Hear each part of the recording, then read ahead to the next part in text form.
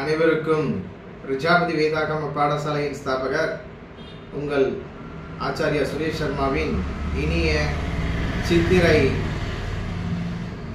புத்தாண்டு நல்வாழ்த்துக்கள்.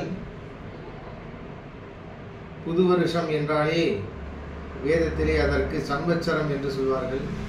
அந்த சம்பத்சரம் சுரூபமாக இருக்கக்கூடிய தேவதையை குறித்து வேதத்திலே என்ன சொல்லியிருக்கிறது என்று பார்ப்போம். அதாவது சம்பத்சரோ விஸ்வகர்மேத்யாமூர்யமீ மா பிரஜா அனுப்ரஜாயந்த.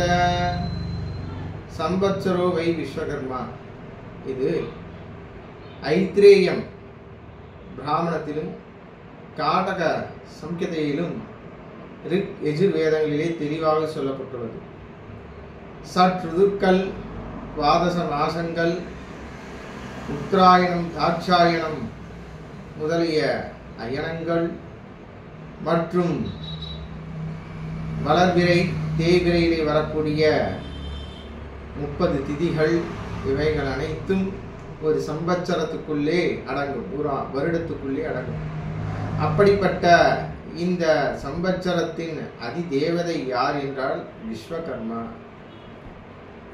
பரமனாகிய அப்பரம்பொருள் காலத்தை இயக்கக்கூடியவன் என்பதாலே அந்த காலங்களிலே இருக்கக்கூடிய நிமிஷம், நேரம், ருதுக்கள், மாசங்கள், இரவு பகல் முதலிய அனைத்து விதமான நிகழ்ச்சிக்கும் நிகழ்வுகளுக்கும் பரம்பொருளே சாட்சி என்பதனாலே ரிக் யஜுர் வேதங்களிலே விஸ்வகர்மாவை சொல்லப்பட்டுள்ளது. இதற்கு மேலும் ஆதாரமாக ஒரு மந்திரம் ஒன்று வருகிறது. சம்பத்சரன் என்ற வருஷாபிமானியாக இருக்கக்கூடிய கடவுள் விஸ்வகர்மா என்ற துவஷ்டா. இதற்கு மந்திரத்தை நான் இப்பொழுது சொல்கிறேன்.